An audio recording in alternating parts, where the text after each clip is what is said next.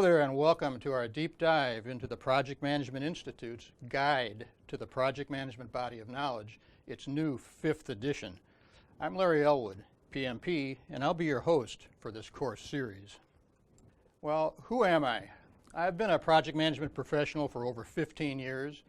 I received my PMP certification in 2008, and I've worked in the private sector, the public sector, project management, and I also have security training. So I've been doing project management of security programs, which is a great combination, and you'll see much more of those in job application descriptions.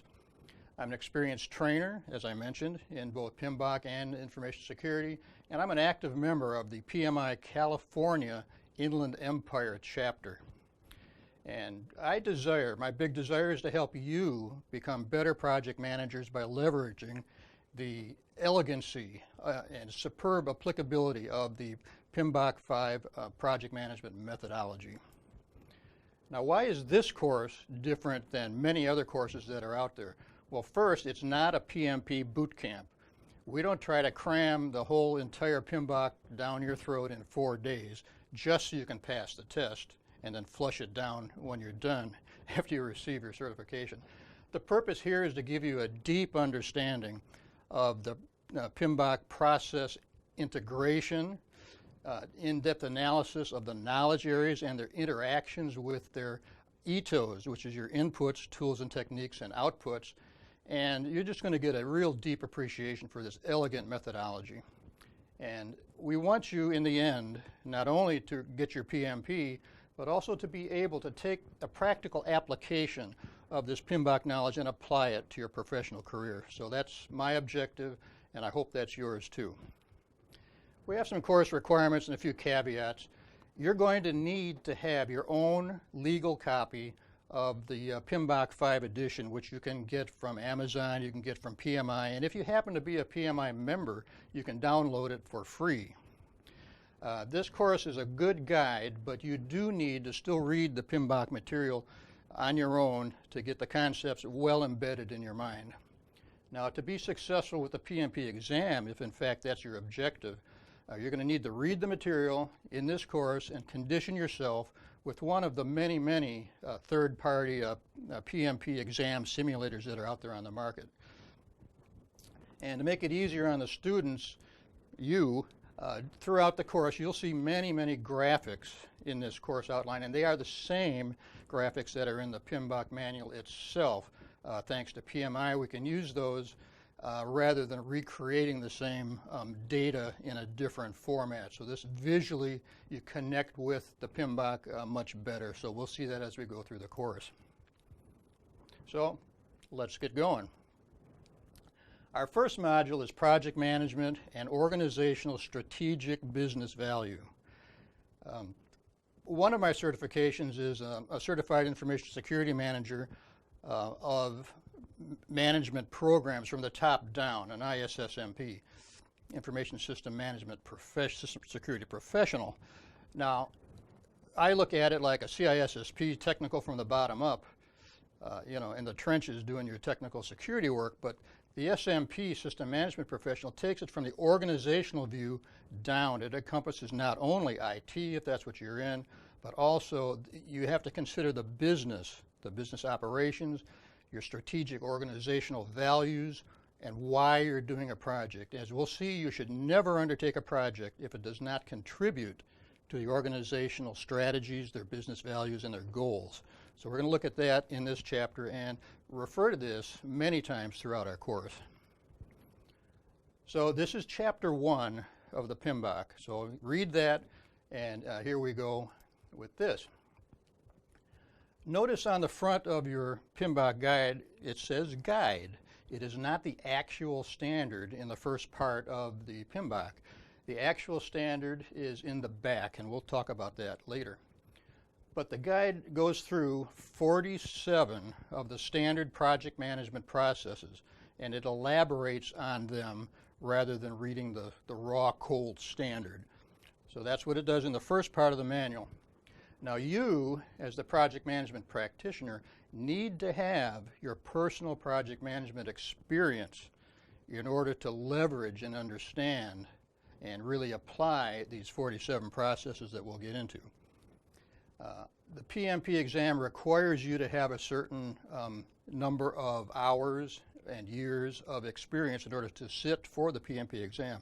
So the two together, understanding this PMBOK, will bring you a long way toward your PMP exam success, plus your experience, because many of the PMP exam questions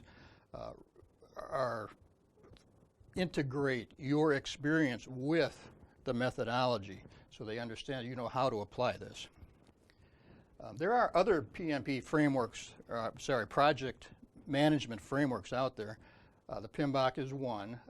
Waterfall projects in general are out there, but PRINCE2 is a big European project management framework, and there are others, but PMBOK and the PMP is by far the most widely recognized project management certification standard in the world. So this is, if you're going to learn one, this is by far the best, in my opinion.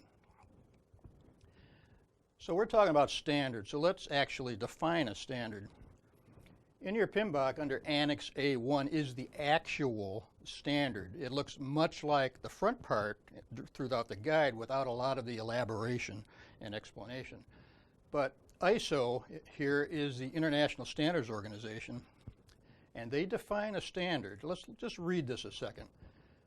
A standard is a document approved by a recognized body, in this case ISO, that provides for common and repeated use, that's a standard, common and repeated use, rules, guidelines, and characteristics for what? For products, processes, and services, which happen to be deliverables, by the way, in which compliance is not mandatory.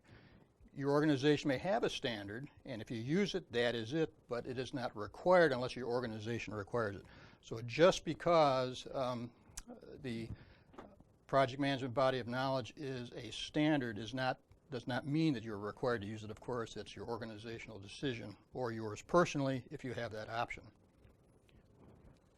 By the way, the actual standard is called, rather cumbersome title, Standard for Project Management of a Project. Okay, so it's right there. Now ANSI, the American National Standards Institute, has accredited Project Management Institute as a standards developer back in 1998. This is an incredible, prestigious title that PMI has been conferred upon, because not everyone can write standards for ANSI. So this is a big deal for them. And here's the ANSI PMI actual standard number, 8001-2012 for the PMBOK 5, 5th revision or edition. In there are 10 knowledge areas. There were 9 prior, now there's 10, which includes stakeholder management now as its own knowledge area. We'll get into great detail on that later. There are 5 process groups, which we'll talk about, of course, in detail, and again, the 47 processes. So you have inputs, processes, outputs, and that's all in the standard. Organizational process assets, I'll mention that right here, but we're going to go into a lot of detail, and you'll get tired of this by the end of this course, but it is essential that you understand what this is. Organizational process assets are what is available to you as the project management practitioner from your organization. It could be policies, templates, rules, guidelines, standards. It could be anything that you need to run your project that has already been done by your organization. And most importantly, even, it includes all of your historical information of past projects, assuming that those project managers have been diligent enough to actually file them away for future project management use. And those are organizational process assets. The flip side we'll see is called an enterprise environmental factor, and we'll talk about that also pretty soon. So chapter 1 or module 1, we're going to talk about what is a project. Now you may say, well, I already know what a project is, but we need to have this foundation in the first 3 modules before we actually get into the PMBOK processes themselves. And this is essential, it's key, because we need to look at this from the organization on down so that we know why we're doing a project and how it benefits the organization. So basically, a project is, and for the PMP exam, you need to know these definitions. And I'll say this right here up front, and we'll say it again later. No matter what you know, no matter how successful you are in your projects, if you have nothing to do with PMBOK, remember, when you take your PMP, you have to answer the questions in the PMBOK way. You know, even if you feel it's not right, it's wrong, it's not how you do it, answer them in the PMBOK way or you're going to not pass the test properly. So here's their definition of a project. And this is pretty fundamental universally anyway. It's a temporary endeavor. Temporary. It has a beginning, a start, and it has a definite finish at some point in time. And it's finished, though, when all project objectives are met. Project objectives are not just, I've delivered the product, Mr. Customer, thank you very much, you know, pay me. It's much more than that. It's, you know, have you actually completed your project on time, within your budget? Did you actually deliver the first time around what the client wanted? And not only did you do that, objectives could be, is your customer satisfied? And that's a tough one, but that's part of the project objective. So when all those are met, your project, it could be over. Finally, here, what is a project? Again, down here, it creates a unique product or a service or a result transition. Now, we can understand what a unique product could be. Here's this blue box with 3 buttons. Deliver it, that's your product. A service, you could have a service. You could, you know, a new help desk service. You could design a project to implement help desk capability in your organization. That's a service. Now, what is a result transition? This throws a lot of new project managers or even experienced project managers. Just what does that mean?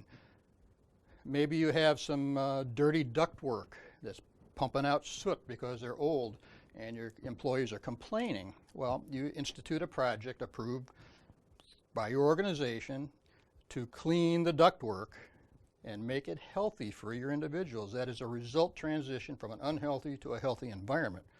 And by the way, you would do that probably normally anyway, but I'm sure your organization probably has something, some objectives, some strategy to provide a healthy working environment and safe environment for your employees. So that project would contribute and provide business value when you do that. So that is a result transition. And projects generally, like I mentioned, follow organizational procedures if in fact your organization has them.